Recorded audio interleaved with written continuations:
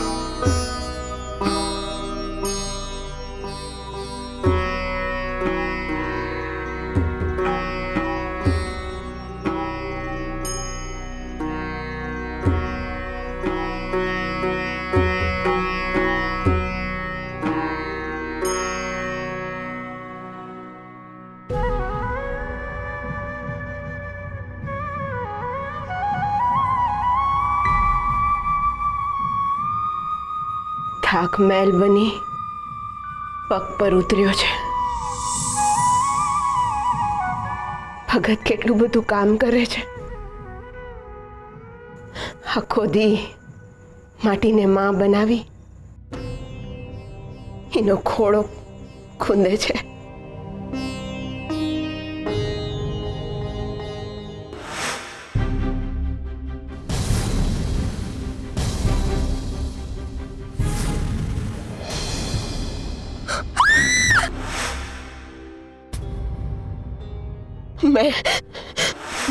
મેં કાંક જોયું। હું જોયું? કૃષ્ણનું મૃત્યુ। એટલે તમે કૃષ્ણના મૃત્યુના સાક્ષી બન્યા એમ જ ને?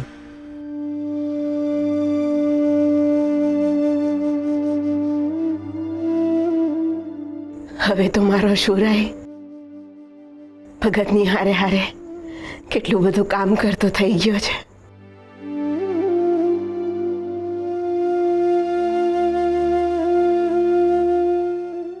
મારા બંને દીકરાઓ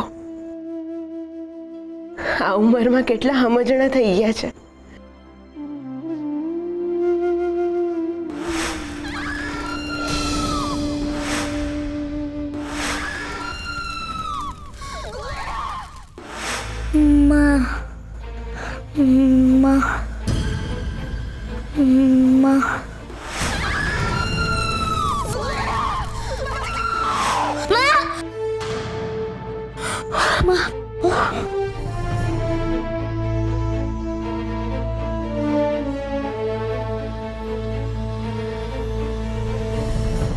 હે બેટા, શું થયું? કોઈ ખરાબ સપનું જોયું? બૂમ કામ પાડી? હા, ગોરાએ એવું તો હું જોયું હશે કે આટલો બધો ડરી ગયો।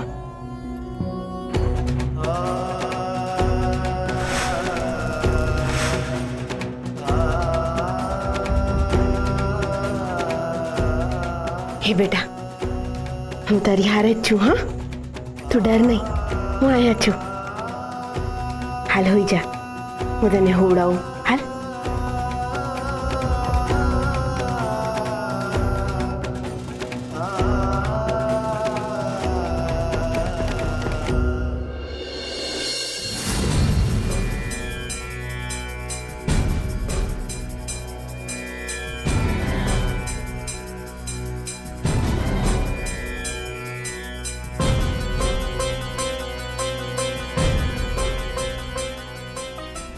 જગડુશા, આ છે મારું લક્ષ્ય અને તમારો બદલો।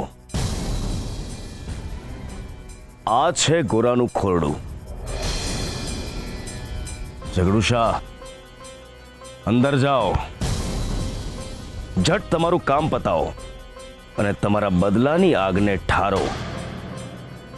આ ખોરડું જોઈને હવે એમાં ઘી હોમાયું છે। એમાં ગોરાનું લોહી પડશે ને ત્યારે જ શાંત થશે।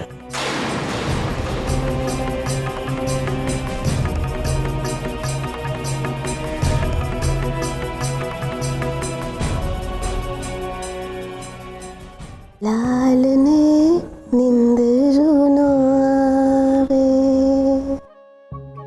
મા યશોદા સદા પારણું ઝુલાવે.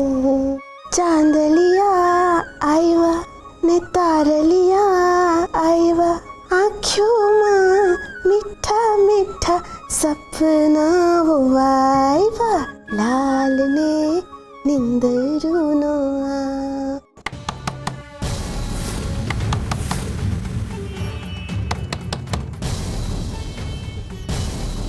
અટાણે કોણ હશે?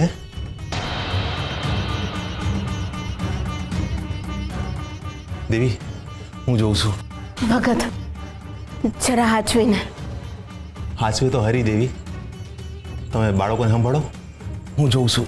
હરે કૃષ્ણ, હરે કૃષ્ણ.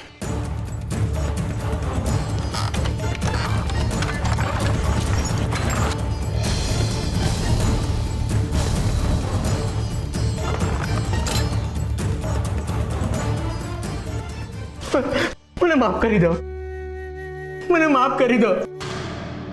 હું પાપી છું, અધર્મી છું, દુષ્ટ છું. મને માફ કરી દો. તમે તો ભગત છો, દયાવાન છો. મને માફ કરી દો. બા, આ શું કરો છો ને? કોણ છો તમે? અરે હું તમારો ગુનેગાર છું. મારા ગુનાઓની માફી માંગુ છું.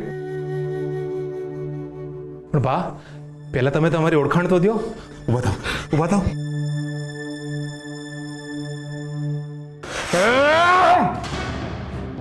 આ એ ડાકુ છે કે જે મને ઉપાડીને લઈ ગયા હતા.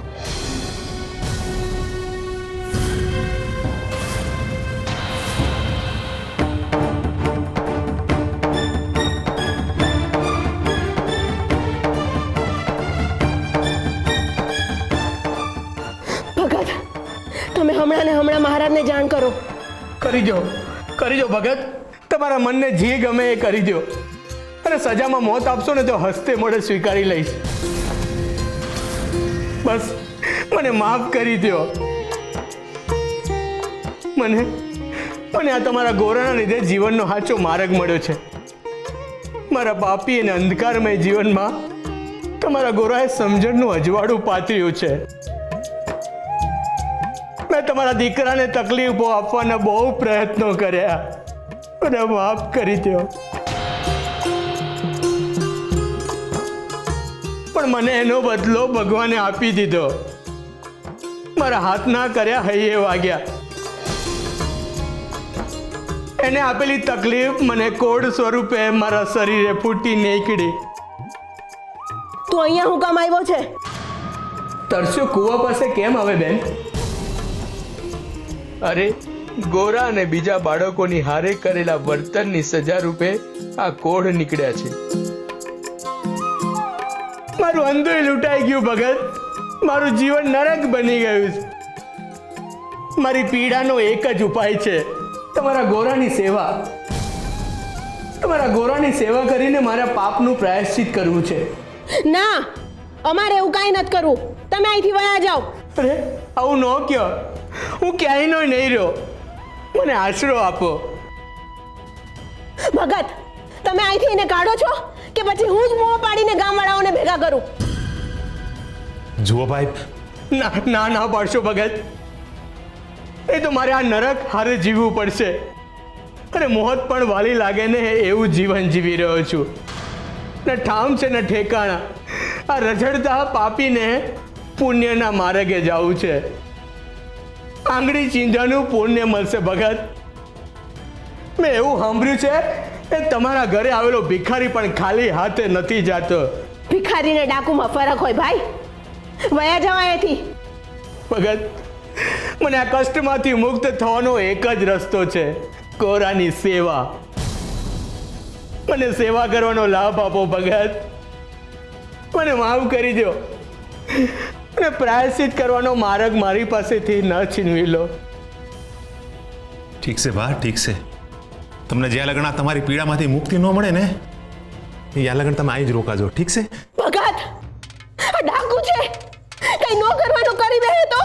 દેવી, હમણાં શબ્દોમાં છે ને બદલાવની ભાવના છે. પણ એના મનમાં બદલાની ભાવના હશે તો એ હરી જોઈ લેશે. તારે છે એનું છે ને ગળું માપવા ન જવાય. અમને આપણી પાસે આશરો માંગ્યો છે, આપણાથી જાકારો ન દેવાય. જેવું સાંભળ્યું તું એવું જ ખોરડું છે આ. ઘર નહીં પણ મંદિર છે, મંદિર. હું કઈ રીતે તમારો પાડ માનું? ગોરા, મારા માથે હાથ મૂકી દે એકવાર. નહીં, જો સમજાવી દઉં છું એકવાર. ભગતે તને આ ઘરમાં રહેવાની હા પાડી છે, પણ ગોરાની પાસે ન આવતો, નહીં તો મારાથી તને હરીએ નહીં બચાવી શકે.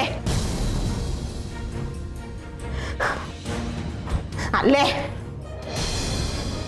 ઉમરો તારી હદ છે ને ઈને તું નોડાવતો. જા, જઈને આંગણામાં જઈને હુઈ જા. બેન, જેમ કહો તેમ. હરે કૃષ્ણ.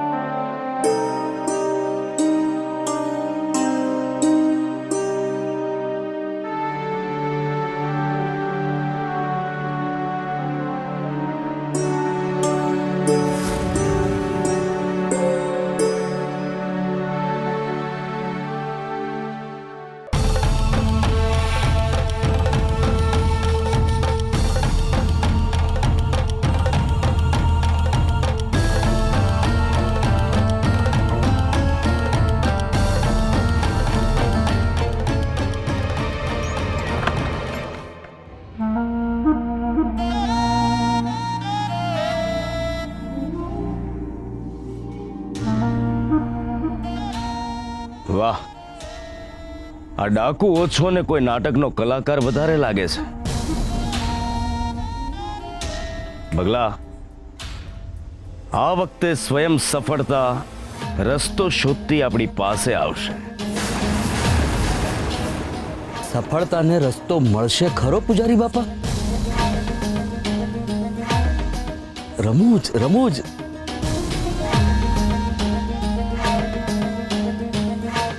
શ્રી હરિ નમો નારાયણાય.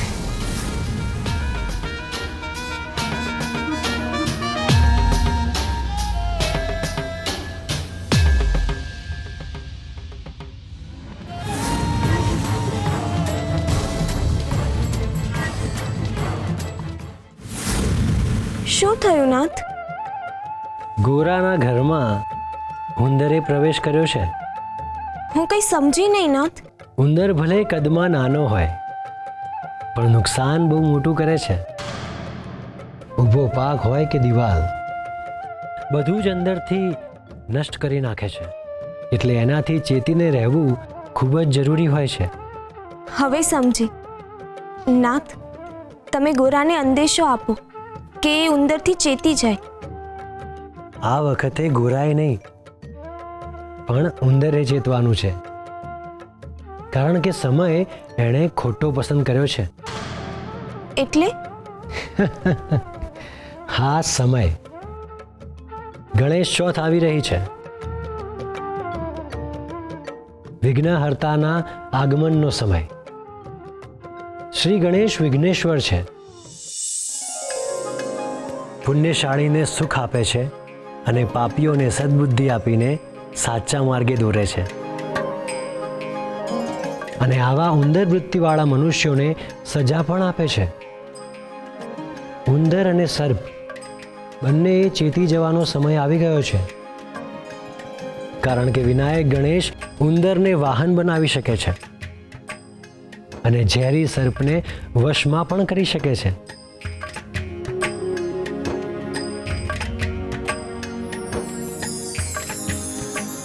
રૂકમણી, મારા માટે લાવેલા લાડુ મને નહીં આપો?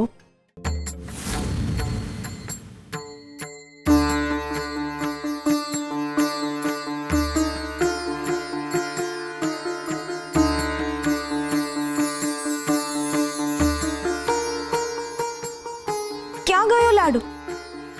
તમે કોઈ લીલા કરી નાથ? મેં કોઈ લીલા નથી કરી, પરંતુ આગમન થઈ રહ્યું છે દુંદાળા મહારાજનું. અને એમનું આગમન એટલે સર્વનું કલ્યાણ. અને કલ્યાણની શરૂઆત એ લાડુથી જ કરે છે.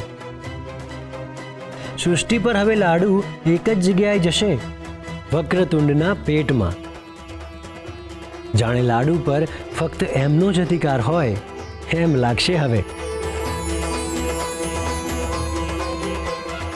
વિઘ્નેશ્વર.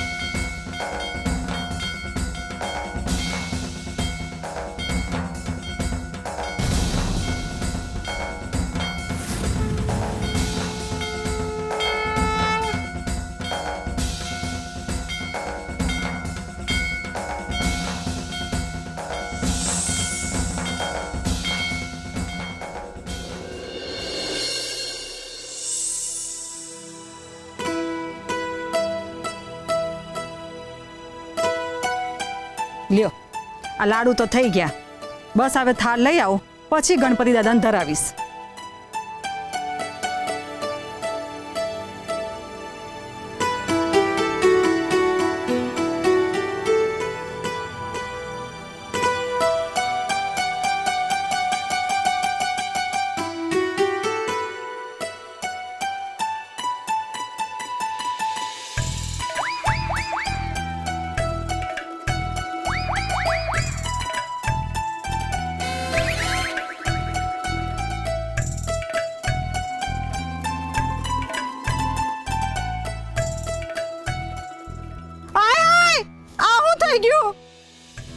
લાડવા ક્યાં ગયા?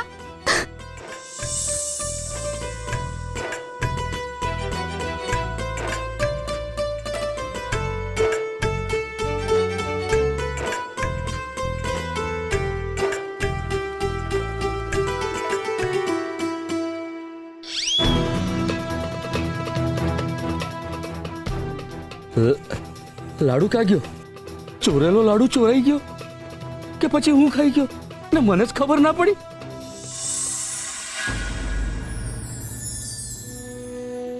કૃષ્ણ પિંગાક્ષ, ગણેશ, વિઘ્નેશ્વર, વિનાયક, વક્રતુંડ, એકદંત, ગજાનન. વિઘ્નહર્તા ગણેશજીના અનેક નામો છે અને દરેક નામમાં એમના ગુણોનો સમાવેશ થયેલો છે. આમ તો ગજાનન એ શુભ કાર્યમાં સર્વદા સુખ આપવાવાળા દેવ છે. એમનું નામ માત્ર લેવાથી જ દરેક વિઘ્નો દૂર થઈ જાય છે એવા દેવ છે. છતાંય શાસ્ત્રોમાં એમના અનેક નામોનો ઉલ્લેખ છે અને એમાંનું જ એક નામ છે કૃષ્ણ પિંગાક્ષ. આ નામ પાછળ એમના માટેનો ઉત્તમ ભાવ રહેલો છે.